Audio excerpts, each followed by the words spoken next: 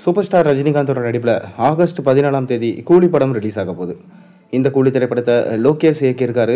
Sun pictures பிரம்மாண்டமாக productions பண்ணியிருக்காங்க. அனிருத் தான் மியூசிக் பண்ணியிருக்காரு. மேலும் இந்த கூலி திரைப்படத்தில் சூப்பர் ஸ்டாரோட சேர்ந்து ஷவுபின் ஷாக்கர், உபேந்திரா, நாகார்ஜுனா, ஸ்ருதிஹாசன், சத்யராஜ், அமீர்கான் போன்ற மிக முக்கியமான நடிகர்கள் நடிச்சிருக்காங்க. அதை தொடர்ந்து பார்த்தீங்கன்னா இப்போ ஜெயிலர் 2 படத்தில் பிஸியாக நடிச்சிட்டு வராரு சூப்பர் ஸ்டார் ரஜினிகாந்த். இந்த படத்தை நெல்சன் இயக்குறாரு. மேலும் இந்த படத்துக்கு அனிருத் மியூசிக் பண்ணுறாரு. சன் பிக்சர்ஸ் தான் பிரம்மாண்டமாக ப்ரொடக்ஷன்ஸ் பண்ணுறாங்க. தொடர்ந்து பார்த்தீங்கன்னா 2-3 கட்டங்களாக இந்த படத்தோட ஷூட்டிங்கை நடத்தி முடிக்க பிளான் பண்ணி இப்போ 3ஆம் கட்ட ஷூட்டிங்கை நடத்தி கொண்டு இருக்காங்க. ரஜினியுமே அண்மையில் ஜெயிலர் 2 படம் நல்லா வந்திருக்கு அப்படின்னு சொல்லிட்டு அப்டேட் கொடுத்துருந்தாரு. அதை தொடர்ந்து தலைவர் 173 படம் யாரோட இயக்கத்தில் நடிப்பார் என அனைவராலும் எதிர்பார்க்கப்பட்டு வருது. சூழல் இப்படி இருக்க தான் சூப்பர் ஸ்டார் ரஜினிகாந்திடம் நிறைய பேர் கதை சொல்லிட்டு வராங்க. ஆனால் சூப்பர் ஸ்டாரே ஒரு கதையை நம்ம கேஎஸ் ரவிக்குமார் கிட்ட கேட்டிருக்காராம். நீங்கள் கண்டிப்பாக ஒரு படம் என்னோட சேர்ந்து திருப்பி பண்ணணும். லிங்கா படம் என்னதான் ஃப்ளாப் ஆனாலும் அதற்கு காரணம் அது அவுடேட்டட் ஸ்டோரியாக இருந்ததுனால மட்டும்தான்.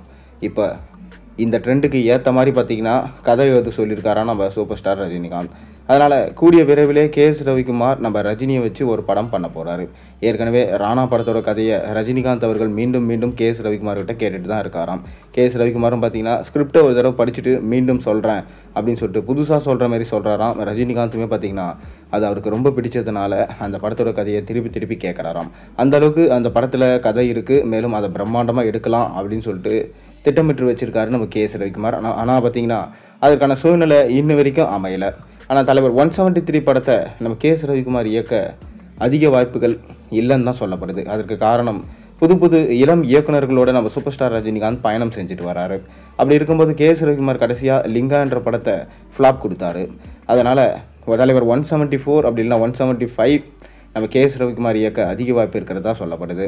ரஜினியுமே பார்த்தீங்கன்னா ரிட்டையர் ஆகிடுவார் அப்படின்னு சொல்லப்பட்டு வந்த நிலையில் இல்லைப்பா, ரஜினி என்றைக்கும் ரிட்டையர் ஆக மாட்டார். அவர் தொடர்ந்து தமிழ் சினிமாவில் மட்டும் இல்லாமல் உலக சினிமாவில் இருந்துட்டு தான் இருப்பார் அப்படின்னு ஒரு பக்கம் பேச்சுகள் அடிபட்டு கொண்டு தான் இருக்குது.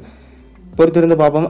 கேஎஸ் ரவிக்குமார் நம்ம ரஜினிக்காக கண்டிப்பாக ஒரு நல்ல ஸ்டோரியை எழுதுவார். அந்த ஸ்டோரியை வச்சு படம் எடுக்கும்போது அது ரசிகர்களை கண்டிப்பாக ஏமாற்றாமல் இருப்பார் என்பதை நம்பலாம். ஏன்னா அவர் பல பிளாக் பஸ்டர் ஹிட் படங்களை ரஜினிக்காக கொடுத்துருக்காரு. நீங்கள் என்ன நினைக்கிறீங்க? கேஎஸ் ரவிக்குமாரோட ரஜினி இணைந்தால் நல்லா இருக்குமா, நல்லா இருக்காதா? உங்கள் கருத்துக்களை மறக்காமல் கீழே கமெண்ட்டில் சொல்லுங்கள். மேலும் சேனலை சப்ஸ்கிரைப் பண்ணி லைக் பண்ணுங்கள், பெல் ஐகானை ப்ரெஸ் பண்ணுங்கள்.